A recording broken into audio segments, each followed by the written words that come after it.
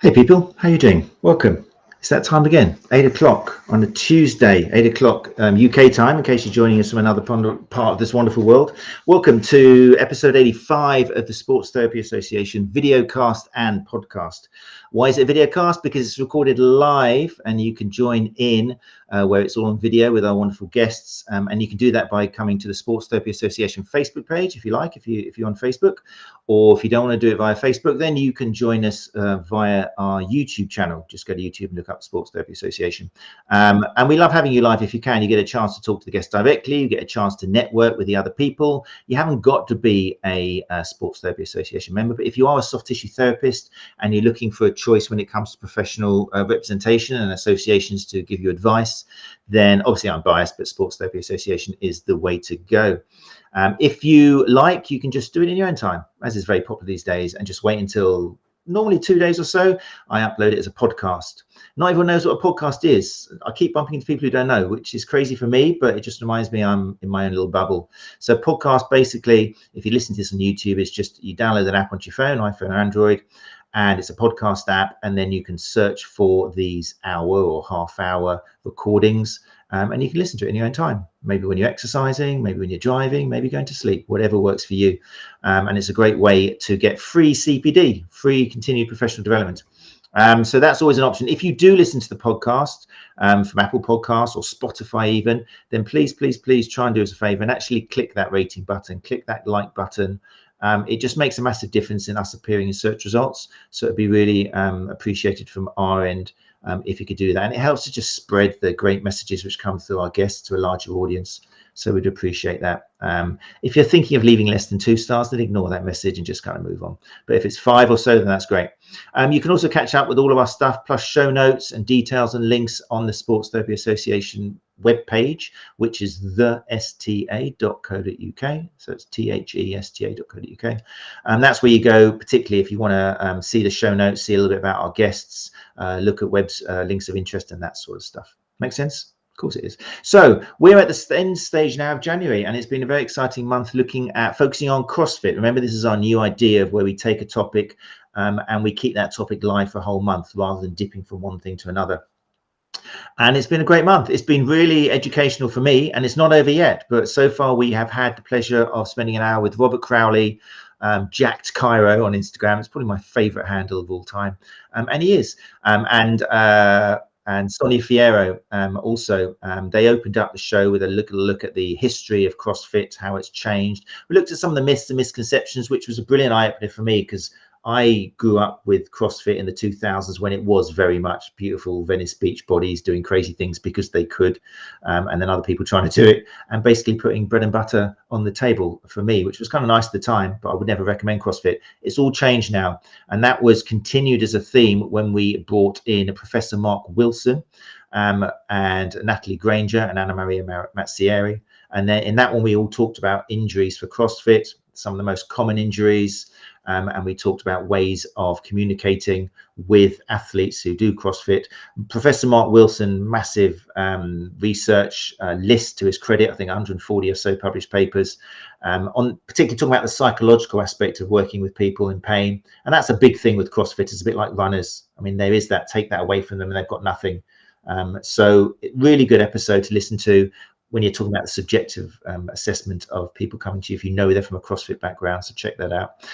Sonia was back last week on the Tuesday to talk all about one of her passions, which is flexibility and mobility. A really good eye opener, again, not just for if you're working with CrossFitters, but working with any patient. What is this stretching? What's the difference between stretching and flexibility and mobility, and how much can you achieve it, and do you need to achieve it? Are you checking whether the person in front of you needs that range, or do they not really need it? So why are you trying to chase it? And that sort of thing. It's relationship with pain. So that was amazing as well. It's working so well, this concentration on a month. When I think about what we've achieved in 3 weeks in terms of information, it's been amazing.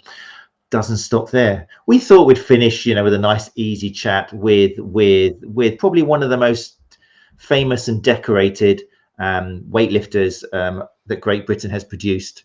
I say one of, just to make sure our head doesn't swell up too big, But yeah, we're going to be chatting. I'm very thrilled to bring her up very soon. We're going to be chatting with Michaela Breeze MBE. That's how we rolled here on the STA.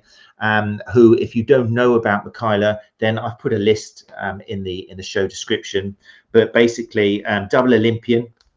Was at Athens 2004, Beijing 2008, 6 Commonwealth medals, Commonwealth Games champion, still a record holder as far as I know at this time of speaking, unless someone's kind of stepped past that. I'm really interested in hearing how. That's amazing that they're still standing. And of course, an MBE in 2011 for services to weightlifting. So this episode is going to be all about weightlifting as part of CrossFit, okay, which I'm really interested. I've kind of been relaxing my questions a little bit with people from CrossFit, not challenging it too much, but there's some questions which I'm going to put to Michaela, which I'm really interested in knowing, as somebody who lives, breathes, has won, excelled in the world of weightlifting, Olympic lifts and stuff. It's going to be really interesting. How does that fit into the ideas behind CrossFit?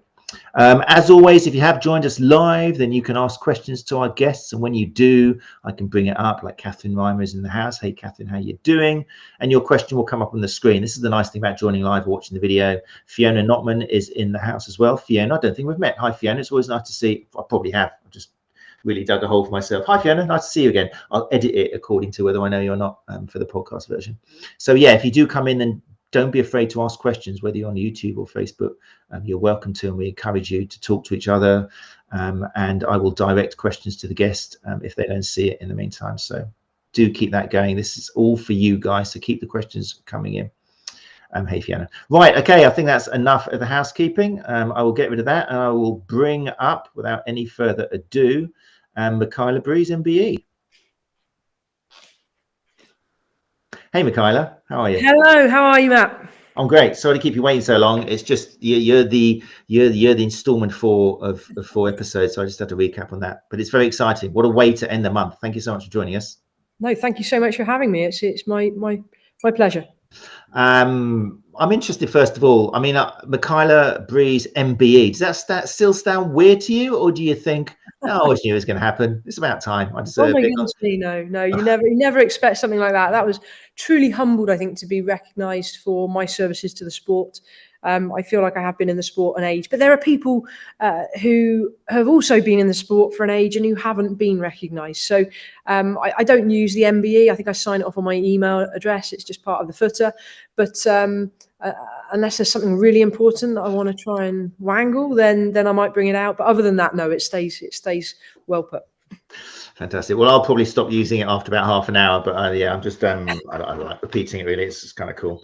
So I kind of mentioned and alluded to the career you've had over 2 decades. I don't want to make you sound too old. That's a Freudian slip because I'm feeling quite ill and old. But yeah, so but it's interesting as well. I don't want to jump straight away into your injuries and focus on that straight away, because it would just make it sound like it's all just been 20 years of injury. But you have experienced injury and you've fought back from injury. In fact, you're probably quite famous for that, aren't you? Coming back from injury, strong, achieving. Is that how you see yourself? Or I think I've certainly had 1 or 2 injuries that have been career threatening over the years, and I've been very fortunate to be involved in the sport for a long time. So without doubt, when you're pushing your body to the limit, it's a very fine line between pushing just enough to get optimal results and stepping over the line and pushing too far and getting hurt. So yeah, I've certainly had 1 or 2 injuries I'm happy to talk about and share, and also explain how I've come back stronger from them, because for me, an injury I try to look at as blessings in disguise rather than a negative, which is the way most people see them. And as far as I'm concerned, if I get injured, then it is what it is. You can't change it. But what you can do is make sure that you come back better, stronger, fitter for it. So that's the way I've tried to approach injuries. And don't get me wrong, it hasn't always been that plain sailing, and psychologically, it absolutely has been challenging. As therapists, we've mentioned a few times in our 84 episodes or so, sometimes it's kind of cool as a therapist to actually get injured now and again if you happen to work with runners and you overdo it in running sometime, and because you get to realize what it's like to have that identity swept away from you. You get to realize how you've got to treat these people and not just jump straight in with something. You get to know what it's like having to rehab yourself and how it looks great on paper, but then stuff gets in the way and you don't want to do it. So I guess it's similar to coaching, is it? Do you see that being injured, having been there and being affected by it, helps you when you're coaching someone else maybe who's also injured or looking to avoid injury? Absolutely. And for those people that follow me on Instagram and social media, the posts that I put out are very much about coaching people for safety. But luckily, I think the two go hand in hand. If you were moving biomechanically most efficiently, that also is conducive to safe lifting. So it's really good that the two do go hand in hand. And as far as I'm concerned, there's no conflict there. It's not like you want to move this way, but if you do so, you risk injury. For me, it's if you move this way and activate the right muscles to do so, you're more likely to keep the injuries away. So definitely having the background and the experience that I've had, I think now helps me be more effective as a coach. And also when an athlete does get injured, because it does happen, I have a much better understanding of how the body responds to injury through my own knowledge of soft tissue therapy, but also having sustained the injuries myself. So I feel like I'm in a stronger position than most coaches to be able to give that kind of advice. Excellent. Okay. You mentioned that you might go into, I think it might be interesting for people listening, give them an idea of what your injury was, what you suffered, and yeah, how that felt for you and how you managed to come back out of it, what you think the factors which helped that were. But I wish it was just injury, but injuries more like. So where do you want me to start? Top to bottom? Was it a reoccurring? Was it a particular part of your body that was proving to be the weak link? Or? Probably the injury that most people know about in terms of me as an athlete was the back injury I had. If you want to kind of know what happened, it flared up big time around the Beijing Olympics, and I was competing as an injured athlete. For me, it was my entire career on the line, and I ended up pushing through injury rather than pulling out, because if I'd have pulled out, we would have had no female representation in the weightlifting. Long story short, bilateral pars defects, spondylolisthesis, 3 compressed discs, pretty messed up lower back really, which caused me a little bit of pain. Recurring injury in that I first sustained it in 2000. Who knows? It could have been there from birth. We didn't have those images. I mean, it was actually missed on the first images that I had done.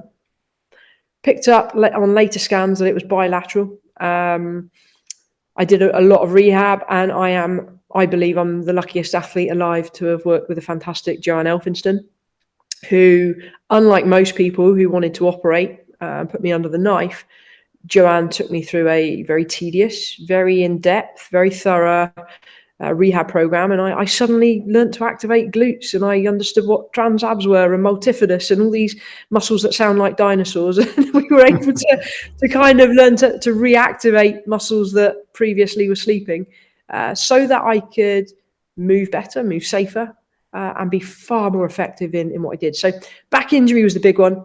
I had a 90% avulsion of the reflective head of rec fem. When catching a heavy clean, my knee flipped in and flipped out, and off it went like a shotgun. I've subluxed my right shoulder, snatching at a European Championships. And then you've got the obvious niggles. I mean, I've had keyhole surgery on both knees, a thickening of the synovial membrane, which was catching in the joint line. I had to have both knees trimmed. Other than that, it's the general wear and tear and tendonitis. Oh, tendonitis of the knees. What a pain. That is actually probably one of the worst injuries, because it just doesn't go away. Other than that, muscle pulls, muscle strains, tweaks and little tears here and there, and crack on and keep going. And in between then, there was a few medals and a few good moments as well. I'm sure it wasn't all just injury. That's good. I'm glad you listed them, because hopefully people listening to the podcast will have had patients either coming in for end stage rehab for those, probably with a lot of the sports massage therapists level 4 and above who are allowed to work with injury.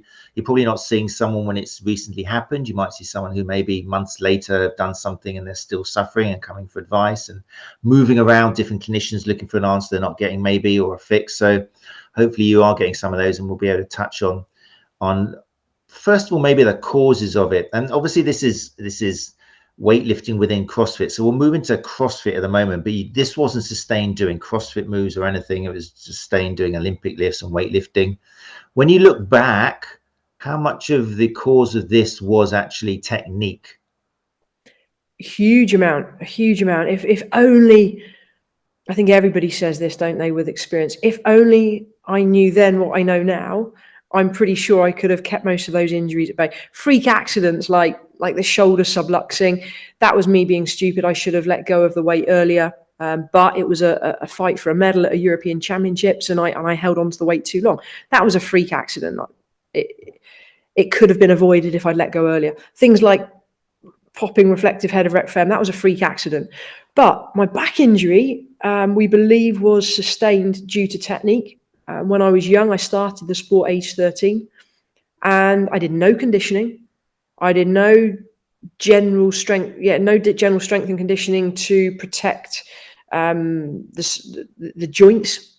So if I did have a wobble underneath the bar, I really had no stability, no functional awareness of how to be safe.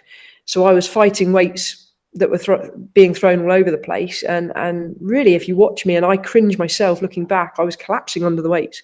There was no tension. There was no engagement to be safe. And years of twisting as I came up out of a clean or a snatch or a squat.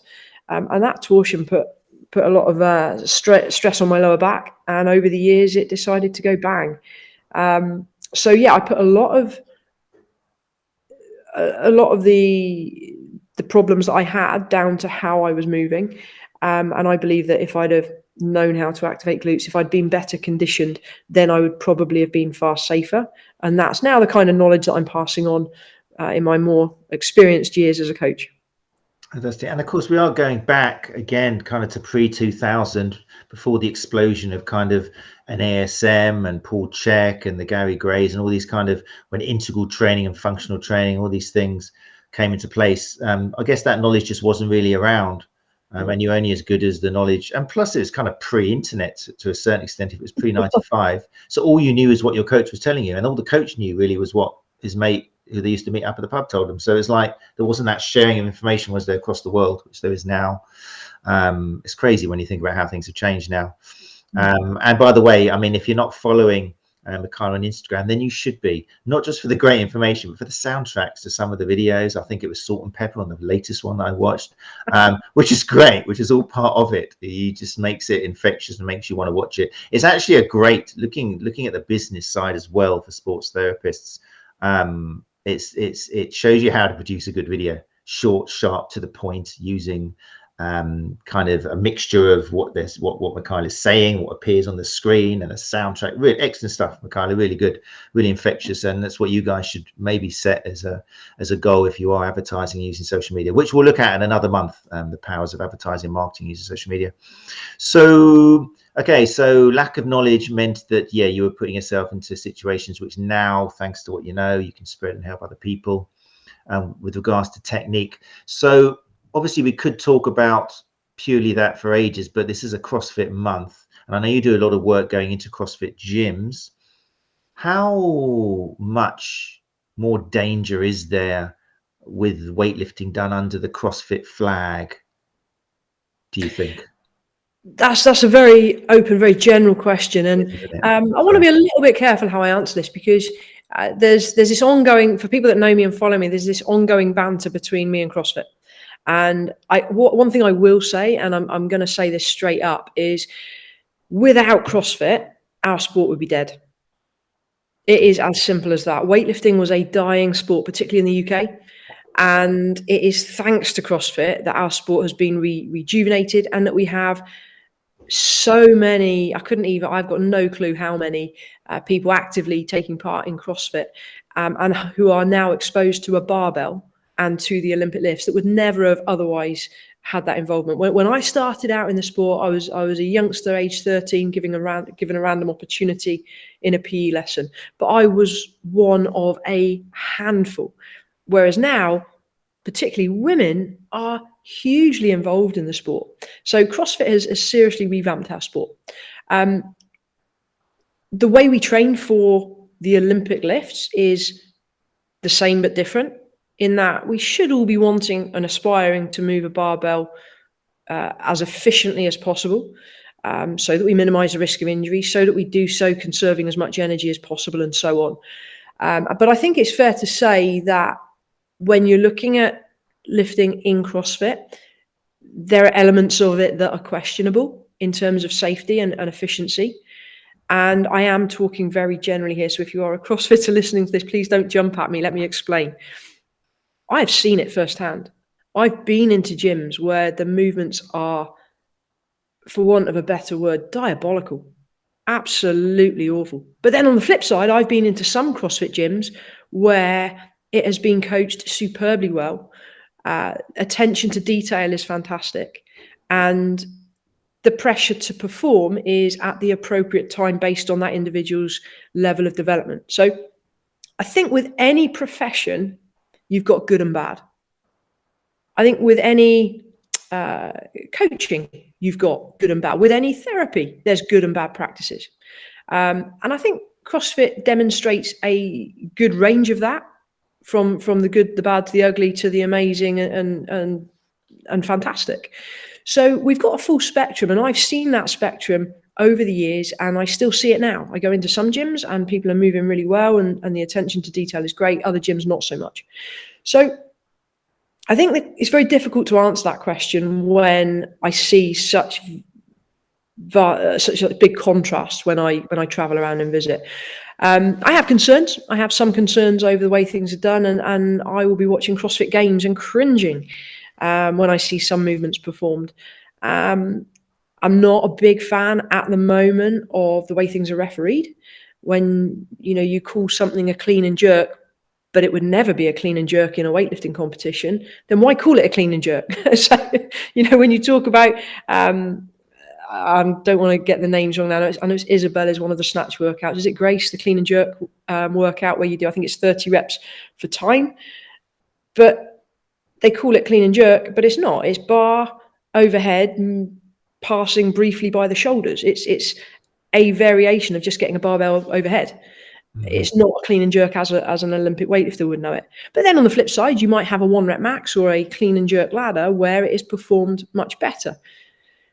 But then again, I think there's a lot of rules within CrossFit that could be tightened up significantly. And I hope it goes that way, because when CrossFit ever decide to tighten up the rules and make them weightlifting rules, then we can really compare the two and say, okay, is that person doing a snatch or a clean and jerk really well? Well, the rules will determine whether or not they're meeting all the criteria for it to be passed. And at the moment, I would look at CrossFit Games, or I would look at CrossFit competitions, and a significantly high proportion of lift would not pass in a weightlifting competition. So, they're doing the Olympic lifting moves, roughly.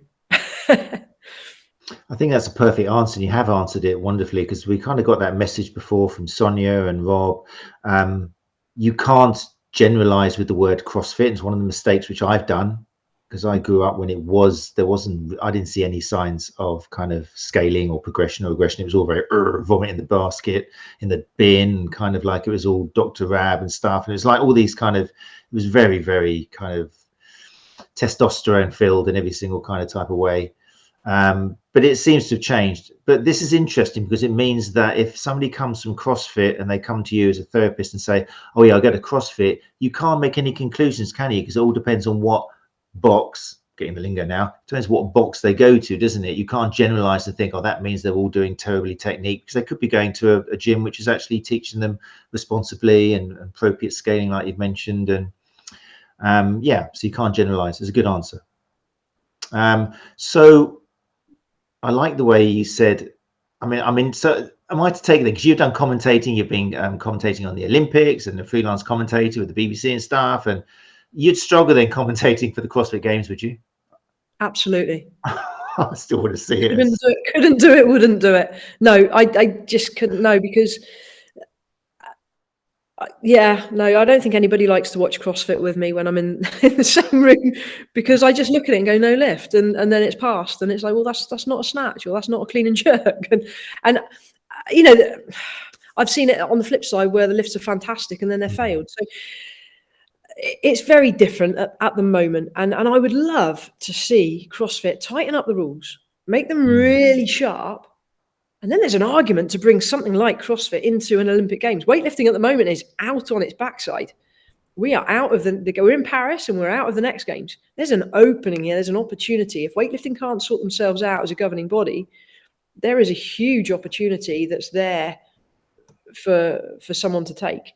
So, but I do think there needs to be a tightening up of rules. And no, at the moment, I wouldn't commentate on CrossFit. So okay, so again, looking at our audience as soft tissue therapists, and it's working with people who've come to them. And CrossFit is hugely popular now, and we've seen from previous weeks that it is. Again, it would depend on the box or the gym, but they're trying to be very inclusive, and they're welcoming people of all ages to come in, because there is something magical. I think Sonia said last week, there's some, maybe it was Rob, I can't remember, but somebody said it's a magical thing if you can get maybe a middle-aged person coming in without much history of exercise, and then suddenly they're doing handstands. And also the play element, it's kind of that, we know through the studies that bringing some play back into exercise is the way which you're probably going to develop health and fitness, because you get the consistency, the fun element of it. It's how we grow and get stronger as kids. So if somebody has come in from but are there some staple things which you find that someone doing CrossFit could benefit from if they go back to the kind of foundations of Olympic lifts and weightlifting? Some things you think that should be concentrated on, which could help them out? Absolutely. And the advice that I would give, and to anybody listening or watching this, is if you go to my, I've got my YouTube channel. There's a video on there. I think it's called the martial arts analogy, and I think it's also written as a blog on my website. So we'll pass out all the details of how to get to these links. So the martial arts analogy, I try to explain how I think somebody new to the sport or somebody starting out in CrossFit should approach the Olympic lifts. And if you think of a martial art, I'm a black belt in Taekwondo, so I think I'm qualified to talk about the grading system. You go into your first few lessons and you eventually decide, oh yeah, I'm enjoying this. I want to do a bit more training. That's no different to somebody coming into a CrossFit box or into a weightlifting gym and saying, I'm going to try this barbell thing out and see what happens. And, a few sessions in, they think, yeah, I'm quite keen. I buy a pair of shoes, or in martial arts, you'd buy a suit and you'd have a white belt. And that's where you start. And then you train for several months, and then you go for a grading and you move up a step on the ladder and you get a different color belt, and you train again for however many more months, and you learn slightly different skills, and you grade again. And every few months you take another grading, and it might take several years to achieve black belt. And even then you're not top of the ladder, you're first degree black belt, and you can train in the sport for your whole life. But if you think about weightlifting, say within CrossFit, how many times do we see somebody go into a CrossFit session as a newbie? They're shown the basics, and the following session they're loading the bar and doing it against the clock. That to me is putting somebody from white belt to black belt overnight, and it is absolutely ludicrous and totally irresponsible from the coaches. And I think, knowing what I know now, it wouldn't surprise me if we're going to have a few cases where coaches are sued when somebody gets badly injured because of how they've been coached. And I think people should. I think there needs to be that element of responsibility with coaching, because it's not right to load somebody on a barbell before they have at least understood and can move really well with it. So my advice is to spend weeks, to spend months getting to grips with the basics. Walk before you can run. And only when you are moving super, super well, consistently, confidently, with precision, every single rep without wobble or hiccup, do we even then consider putting a weight on the bar. And then increasing strength and building weights takes time. Why would you then suddenly throw that against a clock? Even scaling it, why would you say to somebody, do you know what, you're new to this, let's use a PVC pipe even. Why would you get somebody to use a PVC pipe against a clock and move, and suddenly all that they've learned breaks down because they're now under the pressure from a time clock? Now, I've done a CrossFit workout. I actually went head to head with Sam Briggs. Biggest mistake I've ever made. Don't challenge Sam Briggs. We did 4 challenges. It finished 2 each, and that was it. But one of them was Isabel, and we went head to head doing Isabel, and Sam didn't. She just kept going. She's a machine, an absolutely phenomenal machine. But where the technique broke down slightly, my technique didn't, because I didn't know any different. I'd only ever moved efficiently, powerfully.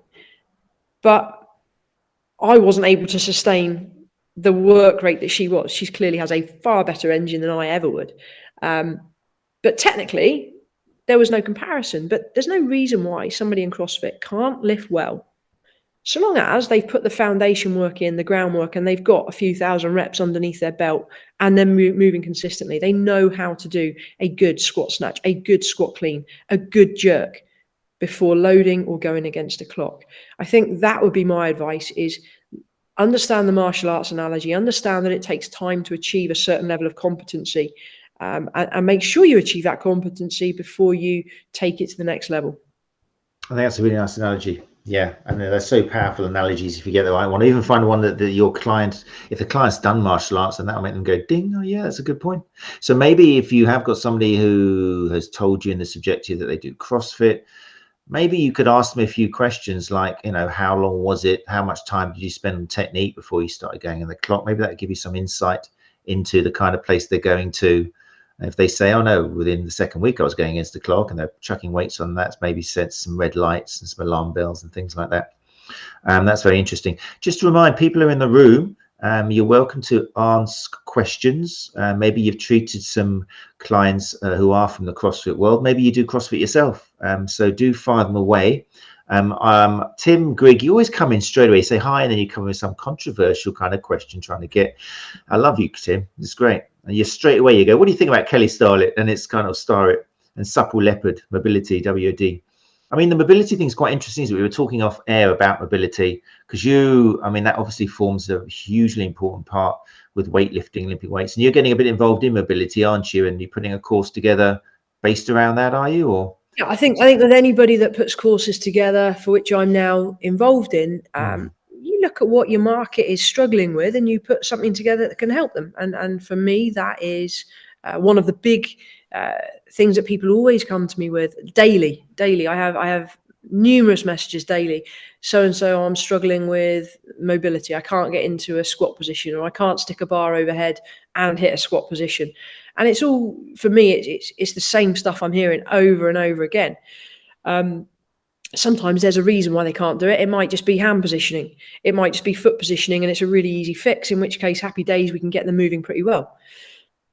There might be some other reason why they're struggling. For example, they may have spent the last 50 years at a desk, hunched over, and have trouble opening up the chest, and they've lost the range of movement.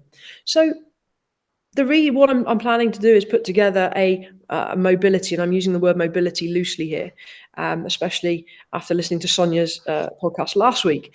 But I want to put something together that is simple, that people can easily understand and relate to, and a program, a course that's going to help them improve the way they move so that they can get into positions with a bit more ease, and more importantly, do so in a safe way. I mean, one of the common problems we have, I'm making an assumption here because this is what I see as a coach, but I'm guessing a lot of the therapists that might be tuning into this will treat CrossFitters who present with shoulder pain.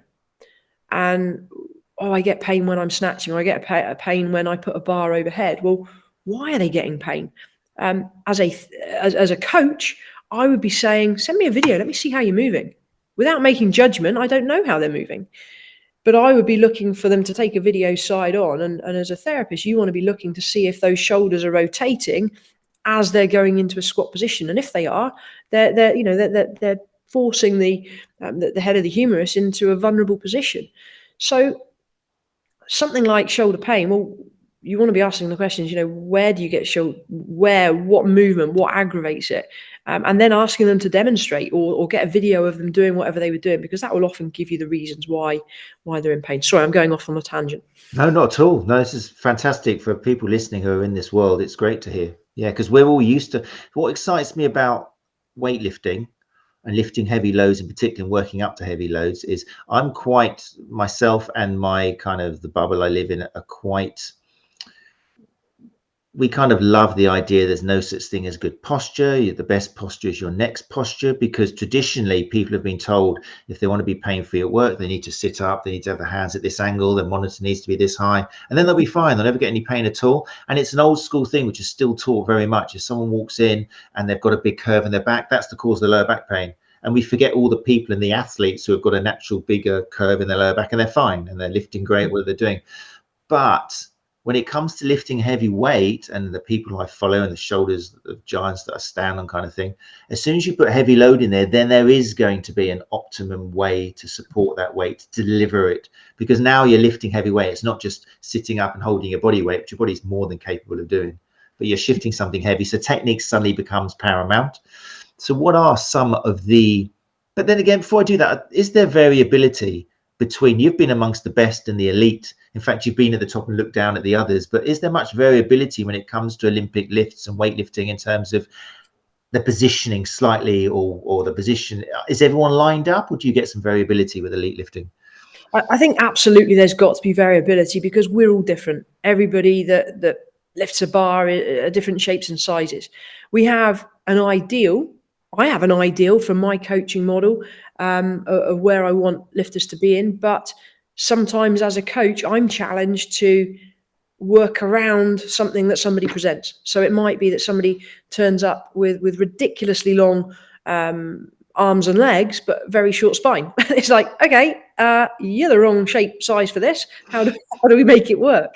And then on the flip side, you find somebody with a nice long back and relatively short limbs, and you talent ID them from a mile off and go, you in the gym. So there are body types that are well suited to Olympic lifting. There are body types that are not so well suited. So a long back is generally good. Short levers would be good. On the flip side, long levers and short back is not ideal. A tall lifter, I'm tall. I'm 5 foot. I used to be 6 foot before I started weightlifting. I'm 5'6", and I was competing around 58 kilo to 63 body weight category. And I was way too tall for my category, way too tall. Those that I competed against would literally come up to my shoulder height. So I had so much further for the bar to travel. So there are absolutely individual differences that need to be taken into consideration. And I wouldn't say to somebody, you need this specific angle at the knee or this specific angle at the hip in a start position, because that depends on the length of your levers. What I would be looking for is shoulder position in relation to bar. So from the side, I would be looking for that. So if somebody's got really long, let me get this the right way around. If somebody's got really long legs, for example, I might need them to lift their bum a little bit higher in the start position, so that the shoulders or the crease of the armpit lines directly above the bar. Somebody who's a lot shorter, they might have to sit back a little bit further to get that crease of armpit above the bar. So yes, there are individual differences, but on the whole, the movement is fairly standard, and there are optimal ways of lifting. There are less optimal ways of lifting. No different to a car journey. If you want to go from, well, I'm in South Wales at the moment. If I want to go from here to London, I'm going to jump on the M4. Pretty straight road, get there in the quickest time possible. Or I can take the Heads of the Valleys road, pop up to Birmingham and go all the other towns on the way. And it's going to take me much longer. I'm still going to get to my destination, but I'm going a long way about doing it. And it's the same with lifting. You can either take the direct route, learn how to move really well from the start, or you can mess around, maybe trying to teach yourself or work under coaches that maybe not so experienced or don't have that attention to detail. It's going to take a lot longer. Lovely. I love getting seasoned coaches in, because the analogies just pour forth. Neil Jones, you'll be happy there, Neil. Another excellent example and analogy. He's loving these. Keep them coming out. Yeah, really nice, the idea of the car journey. What are though, because you like we say, we've got some fantastic Instagram videos out there showing, and just to put it up again, Alison Guerrero, I can't remember my ass, Guerrero. Yes, you should have, absolutely amazing to follow Michaela on Instagram. There's some great videos. Thanks for the comment, Alison. What are some of, let's talk about the go-to, well, not necessarily always, but what are some of the typical mistakes that do cause injury with weightlifting? Okay, let's go with a few. So shoulders. Often when snatching, I see people dropping chests. They try to get, let's say they go partway down into a squat position and they struggle to go any lower. So rather than continuing to bend or flex at the hip and the knee to gain the extra depth, they tip forwards. And as they tip forwards, the shoulders then become vulnerable to injury, predisposed to injury. So that's a very common one with shoulders. Backs, oh my goodness me, backs. Well, I guess with my back injury, I've learned the hard way, and I now have a far better understanding of the structure of the spine and the importance of maintaining neutral positions. So when you ask somebody, for example, to go into a start position, and this as a therapist, if somebody's presenting with a lower back injury, I would recommend giving them a golf club or giving them a broomstick and saying, show me a start position, and take a look at the position and ask yourself, is that a neutral back position or is it a hyperextended lower back position? That is commonly what we see. Now, you will see this in elite sport as well. You will see this in elite weightlifters at the highest levels. You'll see world champions have a stupidly hyperextended lower back, and it seriously risks injury. Now, let's stick with the lower back for a moment. A lifter who has zero glute activation or no awareness of what their butt is doing or is not using the glutes effectively, if you think about the movement, we're driving from the floor from a fairly deep bend, flexing at the knee and at the hip, and we want to get extension at the knee and the hip. Well, I'm going to keep this simple here. The quadriceps extend the knee and the glutes extend the hip. But you see a lot of lifters lifting, and I'm going to go as far as saying probably 80% of lifters. Yeah, I'm going to put my neck on the line there and say about a good 80% of lifters, probably higher in non-elite lifters. They just don't use their glutes. And I can say this quite confidently because I was one of them. And that's one of the contributing factors to my back injury. So basically what I'm trying to say here is if you contract quads and glutes simultaneously and powerfully, you will get a nice, powerful neutral extension where you finish in a safe position, zero hyperextension at the lower back. You have a lifter that's quad dominant and doesn't activate glutes, they will end up levering and leaning backwards at the top of a lift to try in their attempt to generate more height on the bar.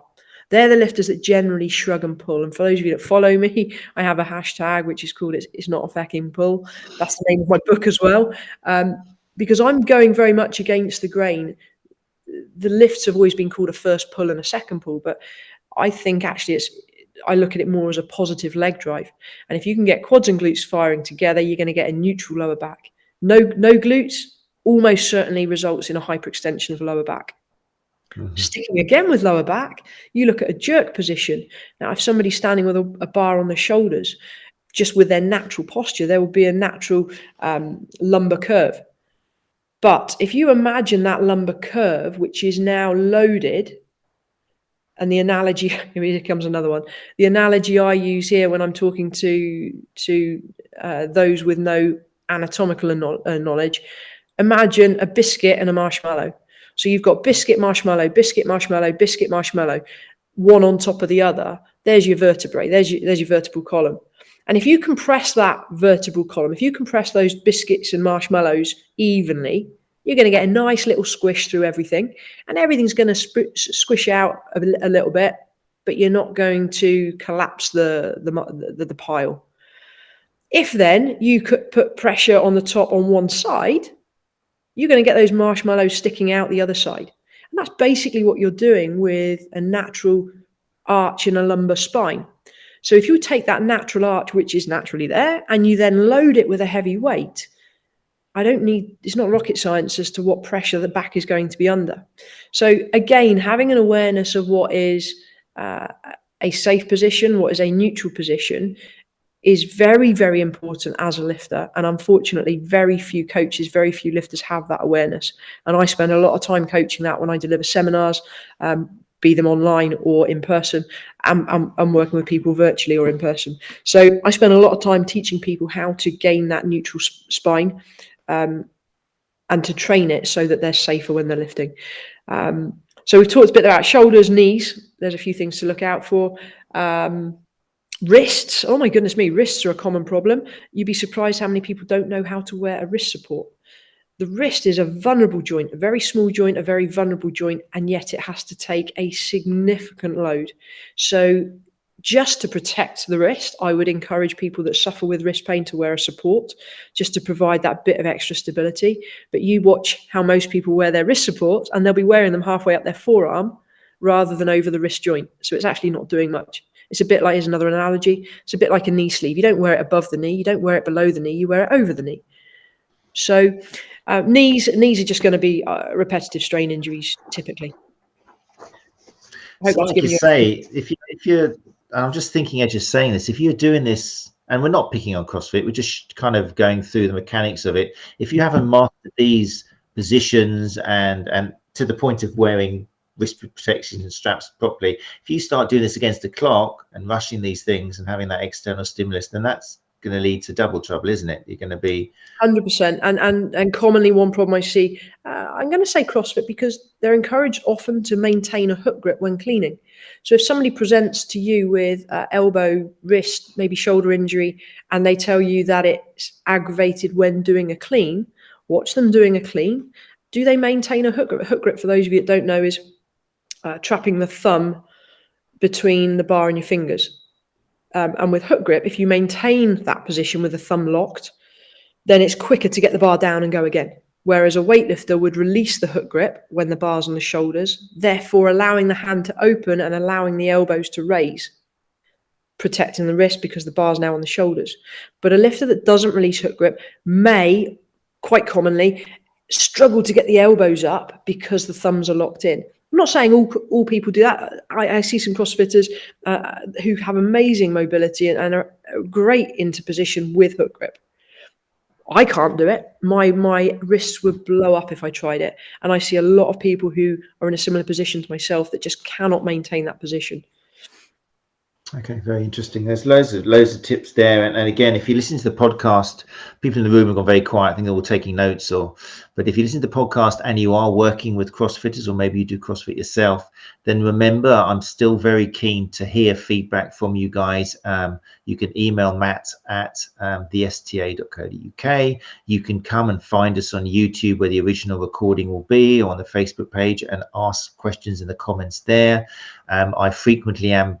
If it's necessary, I'm sending questions on to our speakers and saying, oh, I've had an interesting question this day from so-and-so. So if you're listening to the podcast and this is generating ideas and questions and you're not here with us live, then feel free to either find the source of the recording or email me, Matt at thesta.co.uk.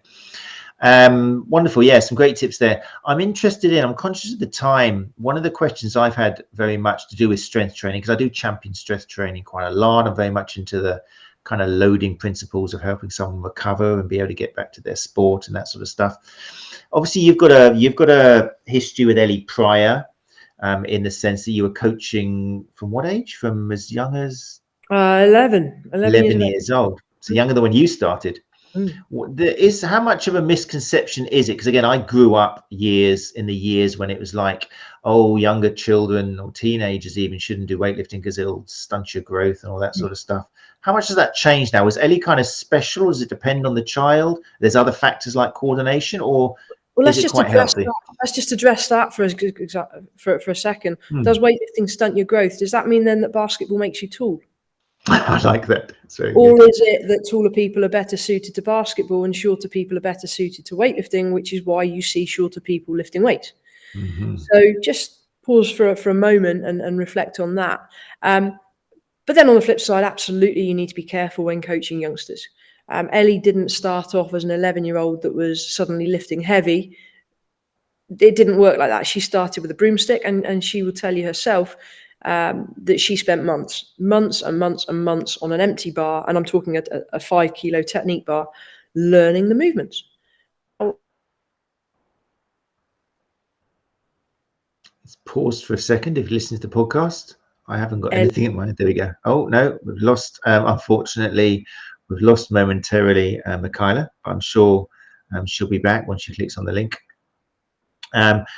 Those of you who aren't aware, just to fill you in, whilst Michaela's reconnecting, Ellie Pryor was Britain's first ever youth Olympian in Olympic weightlifting. Check it out on YouTube. Something else. There is Michaela. So yeah, plenty of videos there. But yeah, let me just bring Michaela back up. But yeah, so coached by Michaela from the age of 11. So that's why I'm bringing up. Sorry, you disappeared there for a moment. I don't know what that was. Gremlins. I live on a mountain. I can only apologise. We used to, yeah. We've got a colleague called Mike James who's in Wales as well, and it frequently happens. We know you guys are slightly, yeah. But you're not from Wales originally, are you? Watford, aren't you? Born and bred in Watford. Lived there for 9 years. Cornwall for 9 years, and moved to Wales in 2012. So I've been here, and this is where I'm staying. Love it. Oh, there we go. Very nice. So yeah, kids and weightlifting. So Ellie was. I was saying Ellie was. Yeah. she spent months and months on an empty bar, and we drilled and drilled and drilled until the positions were pretty near spot on. Is she perfect right now? There's a few things that we can work on, and she has a habit at the moment of throwing shoulders back a little bit. She's not quite getting the glute activation that we need at the top to maintain a perfectly neutral spine, and the whipping of the shoulders back is kicking the bar forwards. There are things we're always working on, and that's the same with any weightlifter. But I think if you're coaching youngsters or you're dealing with youngsters, I think it's very important to moderate the loading. Youngsters will respond differently to adults. For example, they're going to get as much gain lifting 70% intensity compared to an adult at 80% plus. I think it's important to drill them with volume, and to make it fun, to have a whole load of fun, do a whole load of body weight and body awareness activities as well. So you build up a rounded athlete. But yeah, Ellie's a very talented young girl who's now stepping into the senior ranks. So quite simply needs to step up her lifting.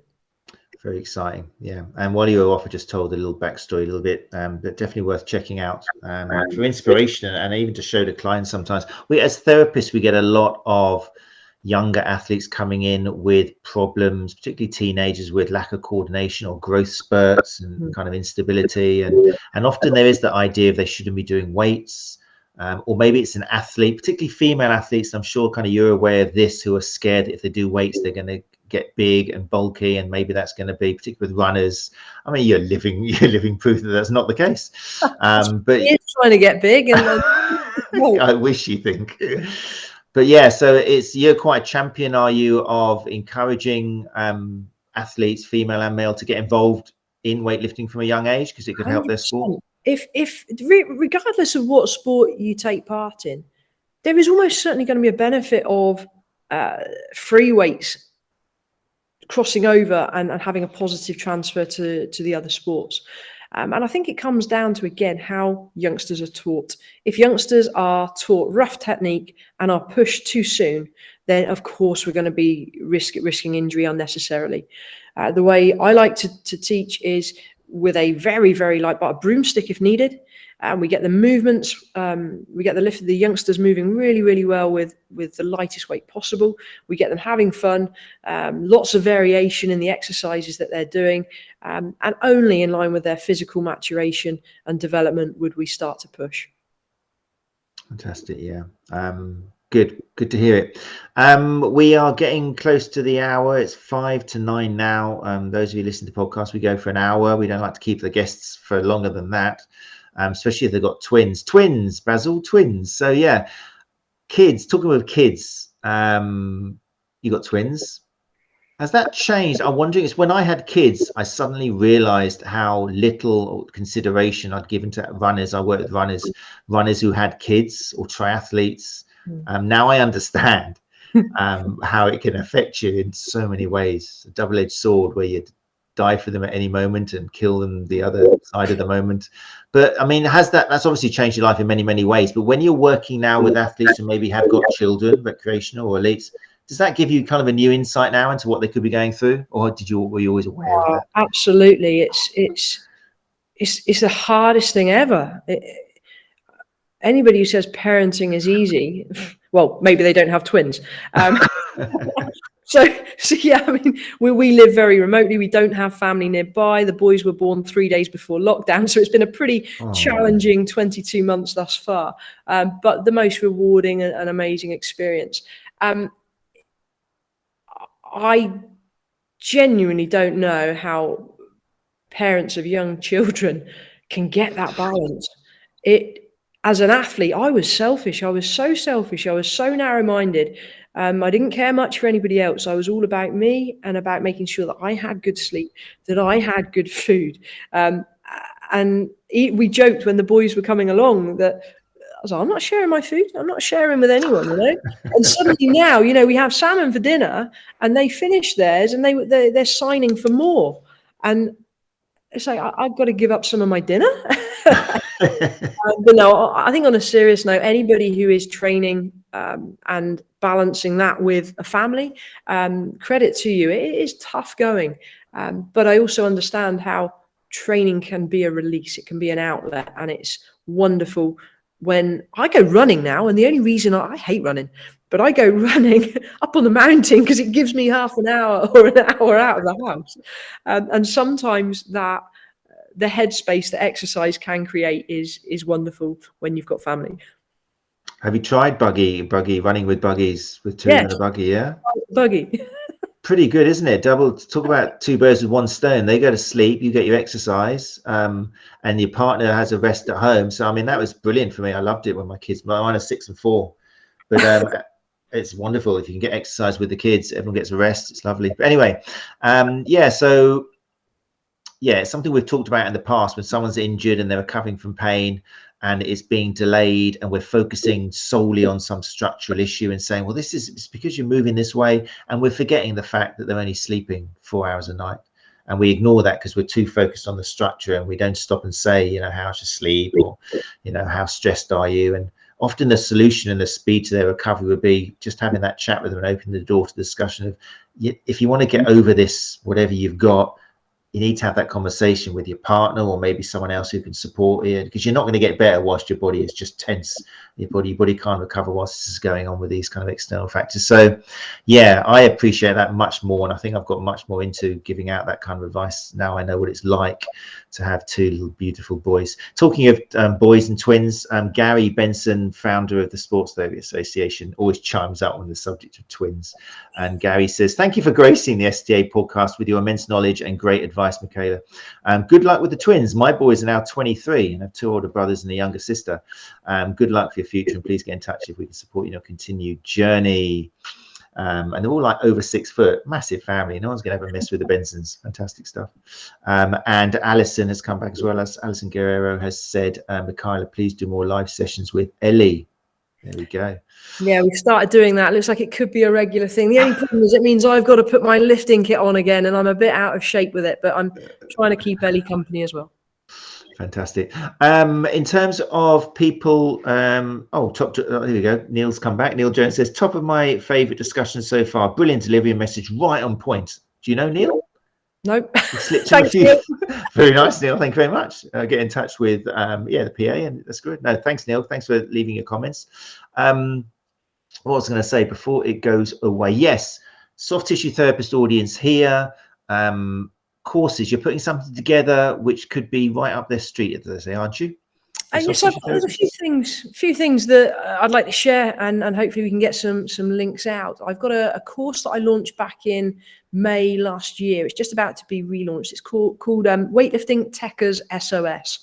Basically, for anybody who wants to improve their technical knowledge of Olympic lifting, whether it be a coach, whether it be a lifter, whether it be a CrossFitter, whether it be somebody like yourselves in the therapy industry who wants to better understand the moves, then I've put over 12 hours of video content together in course format. If you are interested in that, follow me on Instagram, drop me a message, and I can send you links and what have you. But we're going to start promoting that very, very soon.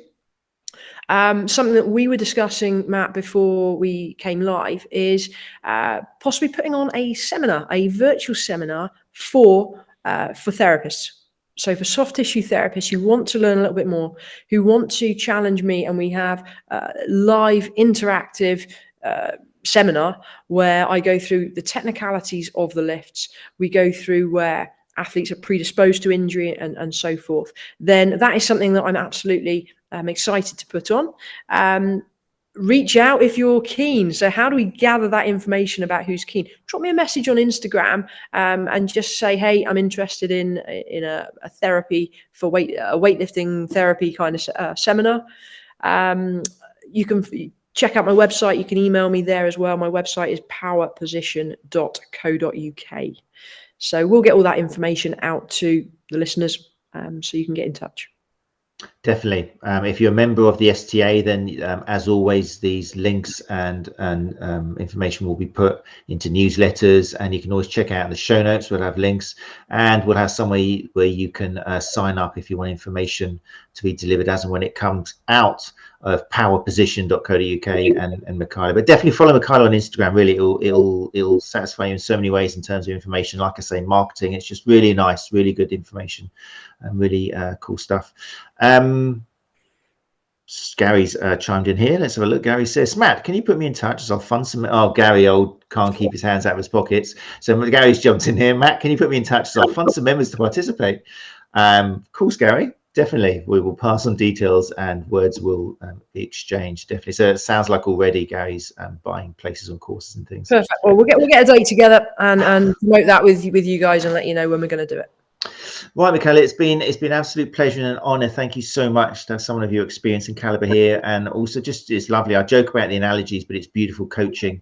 And the gap between therapist and coach is blending so much in a often a good way, but sometimes you've got to know your boundaries. But we are coaches when we're helping someone in pain. We need to use that communication. We need to have the two ears open and realize we've got two of them and one of that. So there's so many parallels. So it's lovely to hear someone who's a professional coach and the way you talk and explain things.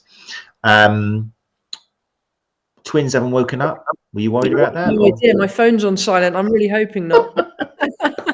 That's good as well. I was worried about that particularly. So thank you so much. And we'll stay in touch. Like I say, people, I'm going to say goodbye to people here, but Michaela, don't kind of click anything because I'll say goodbye to you once we stop going live. But yeah, people who've joined us, thanks very much for the questions. People who've joined us live, Neil and Alison, I don't think we've met before, so thanks for tuning in. Always a pleasure, Gary.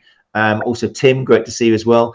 We didn't get that question about what do you think is Kelly's style. I've avoided that. I know we did talk about it with Sonia maybe, but we can answer that off air if you like. I've got nothing against Kelly, by the way. It was just Kelly of 2020 has changed so much, and he's a good example of how he evolves. One of the voices from when he was going on a skateboard in California down Venice Beach, he's changed what he's saying. He's talking about the stuff we're talking about now, but everyone gets fixated with what he was saying in 2003 or something, you know, and they forget it's too late. He said that and changed his mind, but all the videos are out there. So Tim, we can talk off air if you like on that, or I'll send you some useful updated stuff about Kelly, he's a great professional. He's brilliant, very magnetic.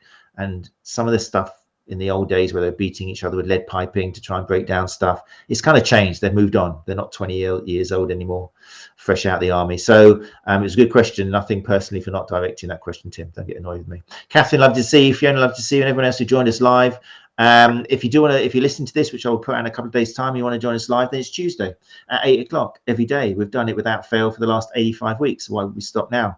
You're welcome to join us. And if not, then thank you for listening to the podcast. And don't forget to click like, subscribe on YouTube if you're listening there. That's it. Thank you, Michaela, once again for your participation and giving up your time.